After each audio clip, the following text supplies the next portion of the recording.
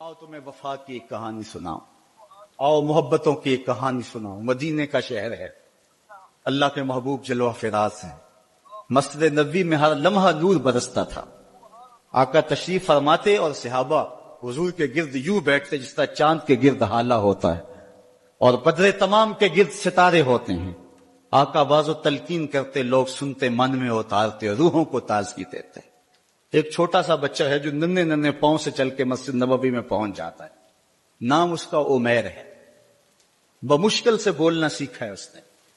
آقا کریم علیہ السلام کی خدمت میں کبھی وہ اپنے چچا جلاس بن سوید کے ساتھ جاتا ہے، کبھی وہ اکیلا بھی چلا جاتا ہے۔ ایک دن اس کا چاچا نہیں گیا لیکن بچہ گیا اور حضور کی بات سنی۔ آقا کریم نے آخرت کے بارے میں، قیامت کے بارے میں نقشہ بیان کیا۔ جب وہ بچہ واپس پلٹا نا تو اپنے چچا کو کہتا ہے، یا عماہ سمیت رسول اللہ صلی اللہ علیہ وسلم یخبرنا عن الساعہ حتی کانی اراہا رای العین۔ اے میرے چچا، آج میں نے حضور کو قیامت کا ذکر کرتے دیکھا ہے، اور حضور نے ایسا ذکر کیا ہے کہ قیامت کا نقشہ میری آنکھوں کے سامنے آ گیا تھا۔ یہ بات جو ہے وہ اس بچے نے اپنے چچا کو سنائی، کیونکہ چچا آج غیر حاضر تھا اور بیٹا چاہ رہا تھا کہ میں اپنے چچا کو بھی حضور کی مجلس سے وہ سنی ہوئی بات بتا دوں اور جو محروم ہو گیا اس کی محرومیاں دور ہو جائیں۔ لیکن اس کا چاچا جلاس بن سوید ازلی بدبخت تھا۔ اس نے کہا، واللہ لو کان محمد صادقا لنحن شر من الحمیر۔ اللہ کی قسم اگر محمد سچا ہے نا تو ہم گدھوں سے بھی پھر گئے گزرے۔ جب یہ بات کہی اس نے تو اس بچے کے پاؤں تلے سے زمین نکل گئی کہ میرا چچا کیا بول رہا ہے۔ یہ تو مجھے انگلی لگا کہ مسجد نبوی میں لے جایا کرتا تھا اور اس نے یہ کیا بات کہہ دی، یہ تو منافق نکلا۔ اللہ اکبر۔ اس بچے کی حیرت کی انتہا نہ رہی کہ یہ کیا ماجرا ہو گیا۔ اس بچے نے جو لفظ کہے اب سنیے۔ اس نے کہا، یا امی، اے میرے چچا، واللہ انکا کنت من احب الناس الی قلبی۔ اللہ کی قسم میرے دل کو سب سے اچھا اگر کوئی لگتا تھا بندہ تو وہ تو تھا۔ میں تیرے سے پیار کرتا تھا، اس لیے تو مجھے انگلی سے لگا کے حضور کی چوکھٹ پہ لے جایا کرتا۔ مجھے اس لیے تو پسند تھا، مجھے کائنات میں سب سے محبوب تو تھا۔ واللہ لقد اصبحت الان ابغضهم الی قلبی جمیعا۔ اور اب میری حالت یہ ہے جتنا برا تو لگتا ہے واللہ مجھے کوئی بھی نہیں لگتا۔ یا عمی انا بین الاثنتین۔ ہمارے ماں باپ قربان اس بچے کے۔ حضرت عمیر بن سعد رضی اللہ تعالیٰ کہتا ہے، یا عمی، اے میرے چچا، واللہ انکا کنت من احب الناس الی قلبی۔ اس زمانے میں سب سے پیارا مجھے تو لگتا تھا۔ واللہ لقد اصبحت الان ابغضهم الی قلبی جمیعا۔ اور آج سب سے زیادہ مجھے برا تو لگتا ہے۔ آگے لفظ سنیے بچے کے، یا عمی انا بین الاثنتین۔ چچا جی، اب میں ایسے دوراہے پہ کھڑا ہو گیا ہوں، دو راستے جاتے ہیں۔ ایک راستہ تو میرے لیے یہ ہے، اما ان اخون اللہ و رسولہ فلا اخبر الرسول۔ ایک راستہ تو یہ ہے کہ میں اللہ اور اس کے رسول سے خیانت کروں اور جو تیری بات ہے وہ رسول اللہ کو نہ بتاؤں۔ ایک تو یہ راستہ ہے کہ میں حضور سے خیانت کروں، اللہ سے بھی خیانت کروں، اور جو تو نے کہا ہے، جو تو نے بدتمیزی کی ہے، میں وہ بات حضور کو نہ بتاؤں۔ وَإِمَّا أَنْ أُخْبِرَ الرَّسُولَ وَلْيَكُنْ مَا يَكُونُ۔ اور دوسرا راستہ میرے پاس یہ ہے کہ جو تو نے کہا ہے میں جا کے حضور کو بتاؤں، پھر جو ہو سو ہو۔ بس اب میرے پاس دو ہی راستے ہیں۔ فقال جلاس بن سوید، اس کے چچا جلاس بن سوید نے کہا، انت طفل غر لا یصدقک الناس فقل ما شئت۔ تو ناز سمجھ سا بچہ ہے، چھوٹا سا بچہ ہے، تیری بات کس نے ماننی ہے، جا جو جی چاہتا ہے کہہ دے۔ وہ بچہ اٹھا اور حضور کی مجلس میں پہنچ گیا، حضور کی چوکھٹ پہ حاضر ہوا، اور وہ بچہ کیا کہتا ہے، صاحبو ان کانوں سے نہیں، ان جملوں کو دل کے کانوں سے سننا ہے، اور اس دعا کے ساتھ اللہ ہماری نسل کو بھی حضور کا ایسا پیار دے، حضور کی محبت میں دے۔ وہ کیا کہتا ہے، یا رسول اللہ صلی اللہ علیہ وسلم الجلاس بن سوید خان اللہ و رسولہ، حضور جلاس بن سوید نے اللہ اور اس کے رسول سے خیانت کی ہے، وہو عمی، اور میرا چچا لگتا ہے۔ اگلے لفظ سنیے، وقد تبرأت الی اللہ ثم الیک منہ، حضور میں پہلے اللہ کے حضور پھر آپ کے حضور اس سے بیزاری کا اعلان کرتا ہوں۔ حضور میرا اس سے کوئی تعلق نہیں ہے، میرا اس سے کوئی واسطہ نہیں ہے۔ میں اللہ سے بھی کہتا ہوں میرے مالک، میرا چچا سے کوئی تعلق نہیں ہے کیونکہ وہ تیرے محمد کا دشمن ہے۔ حضور میں آپ سے بھی کہتا ہوں کہ میرا میرے چچا سے کوئی تعلق نہیں ہے کیونکہ وہ آپ کا دشمن ہے۔ کالا وماذا قال، حضور نے فرمایا بچے اس نے کیا کہا ہے؟ بچے نے ساری کہانی سنا دی کہ میں نے آپ کی تقریر سنی، آپ کی گفتگو سنی اور جا کے بتائی تو اس نے کہا کہ اگر وہ سچے ہیں تو پھر تو ہم گدھوں سے بدتر ہو گئے۔ حضور نے صحابہ کو بلایا، کہا کہ یہ واقعہ پیش آیا ہے، بتاؤ کیا کریں۔ صحابہ نے عرض کی ھذا طفل صغیر لا تصدقه فهو لا یعی ما یقول والجلاس بن سوید یصلی معنا وهو شیخ کبیر وعاقل، حضور یہ بچہ چھوٹا ہے، کم عقل ہے، کم سمجھ ہے، یہ تو اپنی بات بھی نہیں صحیح طرح سمجھ سکتا، جو کہتا ہے تو وہ بھی نہیں جانتا، اور جلاس بن سوید بڑی عمر کا آدمی ہے، ہمارے ساتھ نمازیں پڑھتا ہے اور عاقل شخص، تو آپ اس بچے کی بات کی پرواہ نہ کیجیے اور اس کی خبر کی تصدیق نہ کیجیے۔ ادھر جلاس بن سوید کو جب پتا چلا تو اس نے بھی قسمیں کھانی شروع کر دی کہ میں نے تو کوئی بات کہی نہیں ہے، ایک چھوٹے سے بچے نے جا کے ویسے ہی بات کر دی۔ تو حضور نے اس بچے کی بات کو نظر انداز کیا صحابہ کے کہنے پہ۔ اب اس بچے نے جب دیکھا کہ میری بات حضور نے قبول نہیں کی ہے تو اس نے جھولی پھیلا لی اور آسمان کی طرف دیکھ کر کے کہا اللہم ان کنت صادقا فصدقنی وان کنت کاذبا فکذبنی، اے اللہ اگر میں جھوٹا ہوں تو مجھے جھوٹا کر دے، اور اگر میں سچا ہوں تو میری سچائی کا اعلان کر دے۔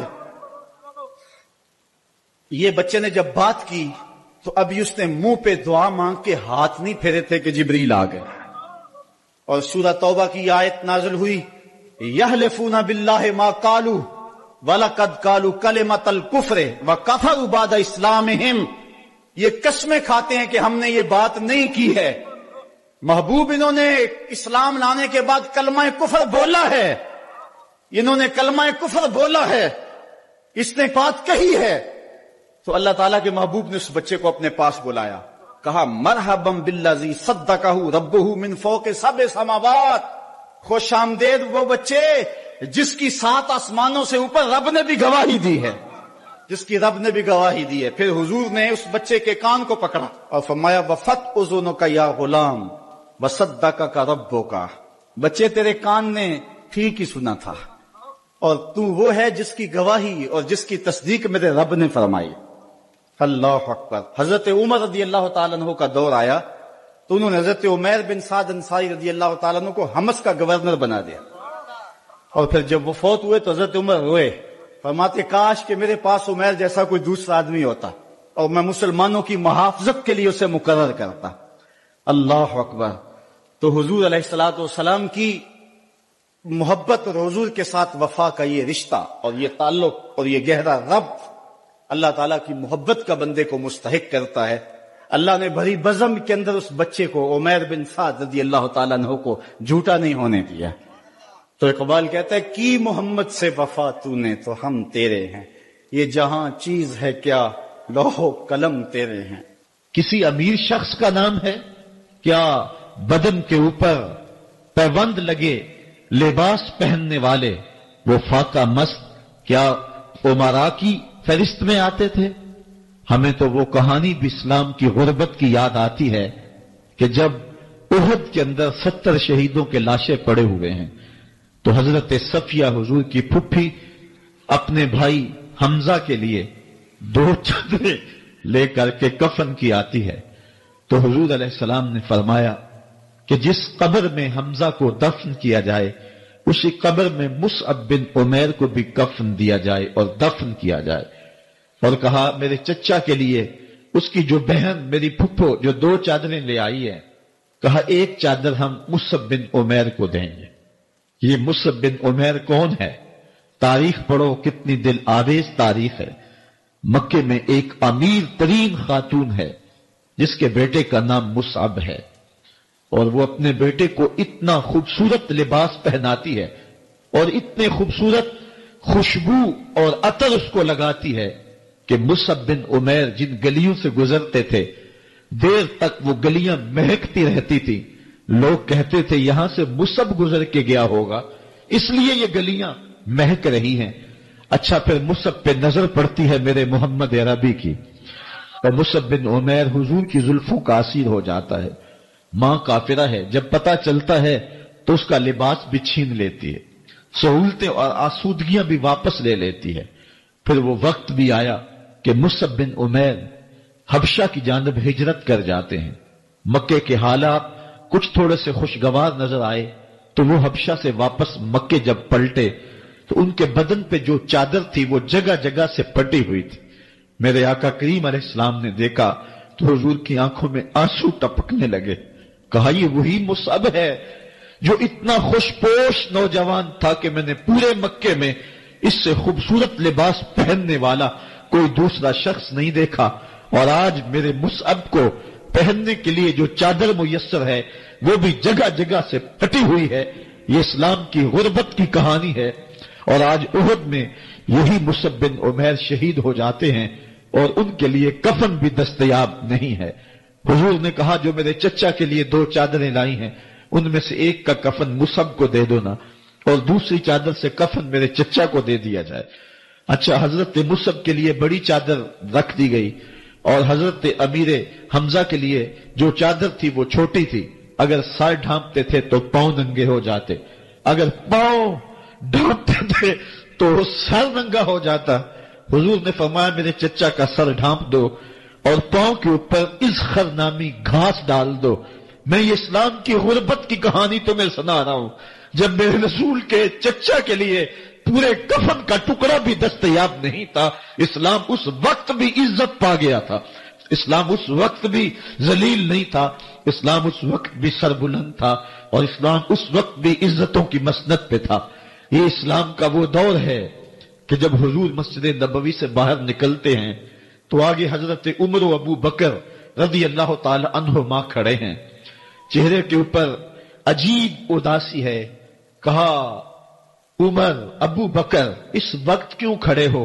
عرض کی حضور بھوک نے گھر میں ٹکنے نہیں دیا، ہم نے چاہا حضور کا چہرہ دیکھ لیں تو کچھ پیاس بجھ جائے، کچھ بھوک مٹ جائے۔ حضور نے فرمایا میرا حال بھی یہی ہے، جس چیز نے تجھے گھروں سے نکالا ہے وہی چیز مجھے گھر سے نکال لائی ہے۔ چلتے ہوئے حضرت ابو ایوب انصاری کے گھر کے قریب سے گزرے،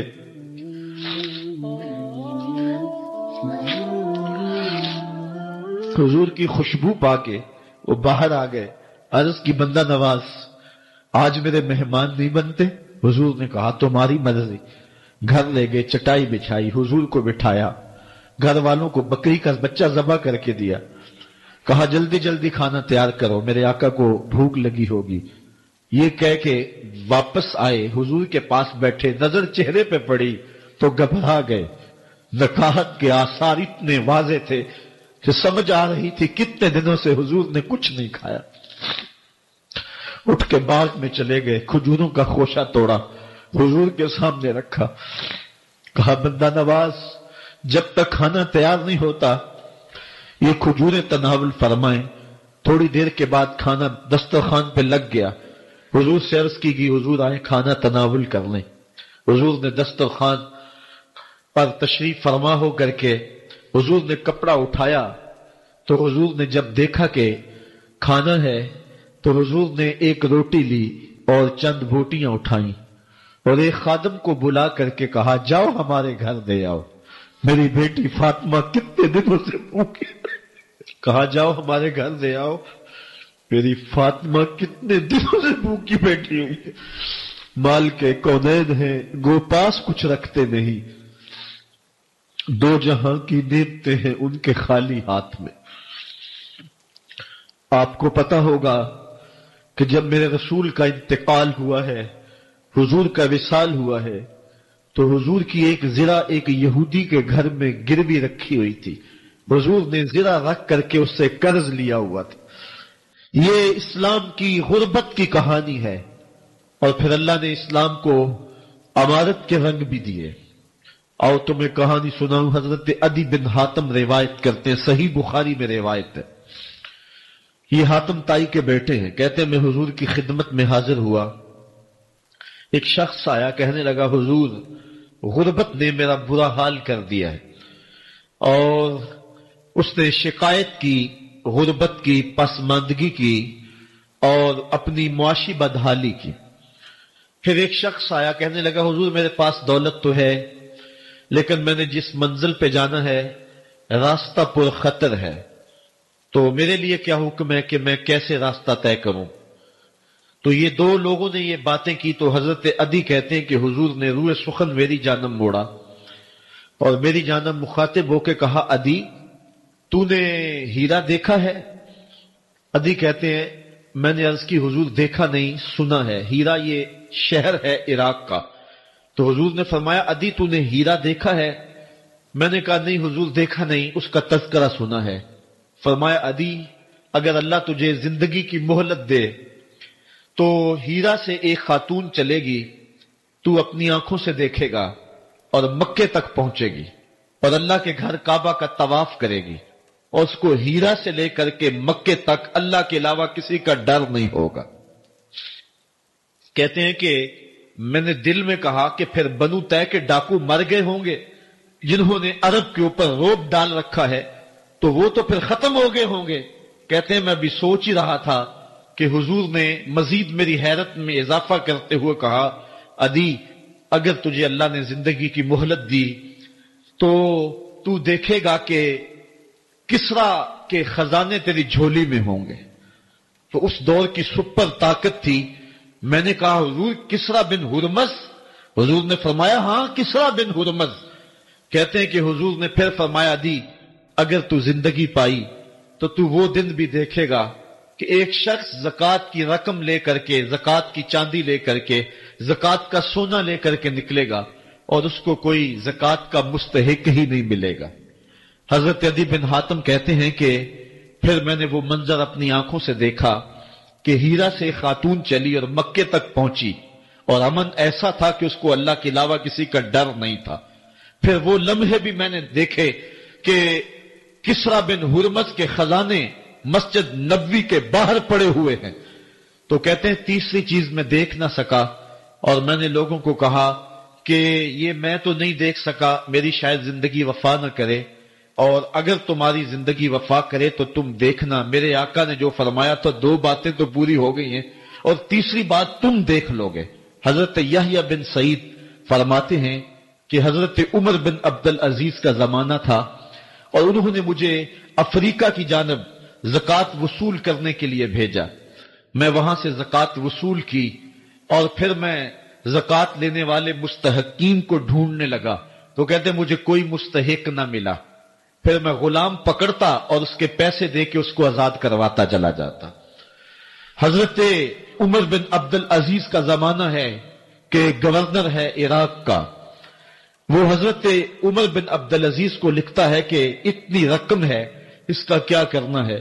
تو عمر بن عبدالعزیز کہتے ہیں رقم لے کے یہاں نہ آنا، وہاں عراق کے لوگوں میں بانٹ دو، جو زکوٰۃ کے مستحق ہیں ان کو تقسیم کر دو. تو گورنر لکھتا ہے جو مستحق ہے ان کو دے دی، اب کوئی مستحق نہیں رہا تو میں کیا کروں؟ تو حضرت عمر بن عبدالعزیز کہتے ہیں جو مقروض ہیں ان کا قرض اتار دو. تو کہتے ہیں کہ ہاں قرض بھی میں نے اتار دیا ہے، رقم پھر بھی بچ رہی ہے، کیا کروں؟ تو حضرت عمر بن عبدالعزیز نے پھر لکھا جو شخص شادی کرنا چاہتے ہیں ان کا حق مہر ادا کر دو. میں نے کہا کہ وہ بھی کر دیا ہے، رقم پھر بھی بچ گئی، اب کیا کروں؟ تو حضرت عمر بن عبدالعزیز نے مجھے لکھا کہ جو غیر مسلم ہیں جنہوں نے ٹیکس دیا ہوا ہے، جتنا ٹیکس دیا ہے اس سے دگنے پیسے ان کو قرضے میں دے دو، اور ان کو کہو جاؤ اس کا کاروبار کرو، کھیتی باڑی کرو، اور ساتھ انہیں یہ بھی کہہ دینا قرض کی فکر نہ کرنا، اور زیادہ اس میں پریشان نہ ہونا، جب دے سکو گے دے دینا۔ یہ دور بھی پھر اسلام نے دیکھا اور یہ گھڑیاں بھی دیکھی، جب چتھڑے پہنے ہوئے تھے، جب پیبند لگے لباس پہنے تھے، جب پیٹ میں ڈالنے کے لقمہ بھی نہیں تھا، اللہ کا دین اس وقت بھی غالب تھا۔ اور جب گلیوں کے اندر ریشم بکھرا ہوا ہوتا تھا، کوئی اٹھانے والا نہیں تھا، دین اس وقت بھی غالب تھا۔ دین کا غالب ہونا یا نہ ہونا، اس کا تعلق جو ہے وہ مال و دولت سے نہیں ہے۔ اقبال کہتا ہے کہ زوال بندائے مومن کا بے زری سے نہیں، مومن کا زوال بے زری سے نہیں ہے، بلکہ اس کا سبب کوئی اور ہے۔ وہ سبب ڈھونڈنا ہے کہ ہم دنیا میں رسوا ہو کے کیوں رہ گئے، ہم زمانے کے سامنے تماشا کیوں بن کے رہ گئے، آج نبی کی امت پوری کائنات میں رسوا ہو کے کیوں رہ گئی، آج ہمارا تماشا دیکھا جا رہا ہے، آج بھوکے کتوں کو ہماری بے شر بہنوں کے اوپر چھوڑا جا رہا ہے اور اس کا تماشا دیکھا جا رہا ہے۔ کیا ہم نے یہ دن بھی دیکھنے تھے؟ ہم نے سراغ لگانا ہے۔ دولت کی قلت اور کثرت یہ ثانوی چیزیں ہیں۔ ہم نے تاریخ میں دیکھا ہے، ہم کبھی مالی طور پہ کمزور تھے، رسوا نہیں۔ اور ایک روایت حضرت سلیمان بن سرد رضی اللہ تعالی عنہ سے مروی ہے، کہتے ہیں کنت جالسا مع النبی صلی اللہ علیہ وآلہ وسلم، میں حضور علیہ السلام کی مجلس میں بیٹھا ہوا تھا، دو لوگ تھے، وہ آپس میں الجھ رہے تھے، ان میں سے ایک شخص کا چہرہ غصے سے سرخ ہو گیا، رگیں پھولی ہوئی تھی، اور ایک دوسرے کے لیے سب و شتم کا ماحول پیدا ہو گیا تھا۔ اللہ کے رسول صلی اللہ علیہ وآلہ وسلم نے ارشاد فرمایا، میں ایسا کلمہ جانتا ہوں کہ اگر یہ کلمہ پڑھ لیں تو ان کا یہ غصہ زائل ہو جائے گا، ان کی جو کیفیت ختم ہو جائے گی، اور وہ کیا ہے؟ اعوذ باللہ من الشیطان الرجیم۔ یہ پڑھ لیں تو جو ان کے اندر ہے وہ چلا جائے گا۔ تو لوگوں نے اس شخص کو کہا جس کی رگیں پھولی ہوئی تھی اور غصے سے اس کا چہرہ سرخ ہوا جا رہا تھا کہ تعوذ پڑھو، اعوذ باللہ من الشیطان الرجیم پڑھو۔ اور یہ اللہ تعالیٰ نے قرآن مجید میں ارشاد فرمایا ہے کہ جب غصے سے انسان بے قابو ہو جائے تو اس کو چاہیے کہ وہ اپنے غصے سے باہر نکلنے کے لیے تعوذ پڑھے۔ ایک روایت میں ہے اللہ کے محبوب نے ارشاد فرمایا تم میں سے اگر کوئی شخص غصے میں آئے تو وہ خاموش ہو جائے، تو خاموشی سے غصے کا لیول نیچے آنا شروع ہو جائے گا۔ اور ایک روایت میں ارشاد فرمایا جب تم میں سے کوئی شخص غصے میں ہو تو وہ کھڑا ہوا ہو تو وہ بیٹھ جائے، اور اگر اس کا غصہ اس سے زائل ہو گیا تو ٹھیک، ورنہ لیٹ جائے۔ یعنی اگر وہ کھڑا ہو تو بیٹھ جائے، اور اگر بیٹھنے کے باوجود بھی غصہ ختم نہیں ہونے پا رہا تو لیٹ جائے، خاموش ہو جائے، تعوذ پڑھے اور بیٹھ جائے یا پھر لیٹ جائے۔ تو یہ چار صورتیں غصے کو کم کر دیتے ہیں۔ تو غصے کو نافذ کرنے کی بجائے کوشش کرنی چاہیے کہ غصہ جو ہے وہ فروغ ہو جائے، چونکہ غصے میں انسان ایسے امور کر لیتا ہے کہ بعد میں اس کو سخت پچھتاوا ہوتا ہے۔ تو ایک شخص نے حضور سے کہا کہ حضور مجھے کوئی وصیت کیجئے۔ حضور نے اسے ارشاد فرمایا کہ تو غصہ نہ کیا کر۔ اس نے پھر کہا مجھے وصیت کیجئے، تو آقا کریم نے پھر فرمایا غصہ نہ کیجئے۔ اس نے پھر کہا، یہ بات ایک بار نہیں، اس نے کئی بار حضور سے پوچھی۔ وہ کوئی اور وصیت طلب کرنا چاہ رہا تھا کہ یہ تو ٹھیک ہے، کچھ اور وصیت بھی کیجئے۔ اس سے ایک تو اس شخص کی ذاتی صورتحال ایسی ہوگی، اور دوسری یہ ہے کہ اس نصیحت کی اہمیت کے پیش نظر کہ غصہ جب انسان کو آتا ہے تو وہ مغلوب ہو جاتا ہے اور بہت غلط فیصلے کر بیٹھتا ہے، اس لیے بار بار ایک نصیحت پر تاکید کرنا اور اس کا تکرار کرنا اس امر کی طرف توجہ دلاتا ہے کہ ہمیں معاملات کے اندر بہت معتدل رہنے کی ضرورت ہوتی ہے۔ جو شخص غصے کو نافذ کرنے کی طاقت رکھتا ہے، ایک تو ہوتا ہے کہ بندہ غصے سے خود اپنے آپ کو بے چین کرے گا، لیکن اپنے غصے کو نافذ نہیں کر سکتا، غصہ نکال نہیں سکتا، خود پیچ و تاب کھائے گا۔ لیکن یہ وہ شخص ہے جو غصے کو نافذ کر سکتا تھا، اس کے پاس طاقت تھی، لیکن اس نے اس کے باوجود غصے کو ضبط کیا۔ حضور علیہ السلام نے ارشاد فرمایا، قیامت کے دن اللہ تعالیٰ لوگوں کے سامنے اسے بلائے گا تو اللہ تعالیٰ اسے اختیار دے گا کہ جنت کی حوروں میں سے جس کے ساتھ تم نکاح کرنا چاہتے ہو، جس کے ساتھ تم رہنا چاہتے ہو، تمہیں اس کا اختیار دیا گیا ہے، اس لیے کہ تم نے اپنے غصے کو ضبط کیا، اس کو نافذ کرنے کی طاقت کے۔ یہ بھی ہوتا ہے کہ کسی کو کسی عمل خیر کی توفیق ہو جاتی ہے تو وہ اس پر اللہ کا شکر کرنے کی بجائے دوسرے لوگوں کو جو فی الحال اس توفیق سے محروم ہیں حقارت کی نظر سے دیکھنا شروع کر دیتا ہے۔ بعض اوقات کسی کو نماز پڑھنے کی توفیق مل گئی تو وہ بے نمازیوں کو حقارت کی نظر سے دیکھنا شروع کر دیتا ہے، تو یہ اس کے عمل کا عجب اس کے عمل کو برباد کر دیتا ہے۔